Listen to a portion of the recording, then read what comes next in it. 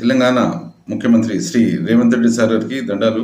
Sir గారు, Telangana municipal శాఖ మొత్తంలో మున్సిపల్ కార్పొరేషన్ చేసే అన్నింటిలో అవినీతి అక్రమాలు జోరుగా సాగుతున్నాయి. ఎన్నిసార్లు మీ దృష్టికి తీసుకొచ్చినా స్పందించరు.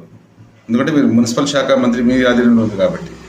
Municipal MAUD municipal administration and urban సంబంధించిన ప్రిన్సిపల్ సెక్రటరీ గారు అయితే అసలు అతను ఉన్నారు, ఎక్కడున్నారు, ఎవరి కోసం పనిచేస్తున్నారో అర్థం కావట్లేదు. CDMA అధికారులు ఎవరి కోసం ఉన్నారో అర్థం కావట్లేదు. బోడుపల్ అయితే అవినీతి అయిపోయింది.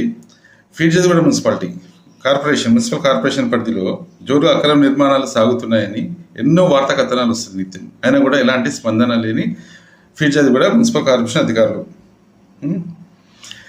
నిన్న BSP అంటే మాజీ జిల్లా అధ్యక్షులు ఇటికల అంబేద్కర్ గారు మరియు సామాజిక కార్యకర్త కుల్తూరి మనోహర్ గారు లోకాయుక్తలో పిటిషన్ వేశారు ఈ అక్రమాల గురించి.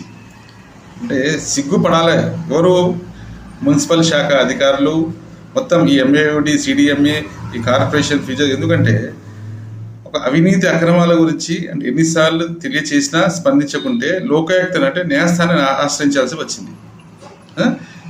అసలు ఈ అధికారులు ఎవరి కోసం ఉన్నారు? వీళ్ళు చట్టాలు ఎందుకు ఉల్లంఘిస్తున్నారు? మీరు మొన్న అసెంబ్లీలో చెప్పారు కదా, నేను ఒక జర్నలిస్ట్గా అంటే సమాజం కోసం, సమాజ హితం కోసం రాజ్యాంగం రెస్పెక్ట్ చేస్తూ ఆర్టికల్ 90 to 21 ప్రకారం ప్రశ్నించి ఒక జర్నలిస్ట్గా, నేను నిస్వార్థంగా పనిచేసే ఒక జర్నలిస్ట్గా ప్రశ్నిస్తున్నాను. ఈ అవినీతి అధికారుల మీద మీరు చట్టపరమైన చర్యలు ఎప్పుడు తీసుకుంటారు చెప్పండి. మీ అన్ని మున్సిపల్ అట్లే ఉన్నాయి, అన్ని కార్పొరేషన్ అట్లే ఉన్నాయి, JC అట్లే ఉంది.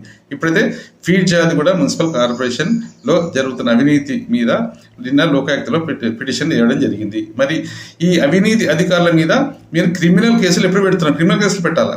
చట్టాలు ఉల్లంఘిస్తున్నారు వీళ్ళు. ఎన్నిసార్లు చెప్పినా కూడా ఎన్నో వార్తా కథనాలు.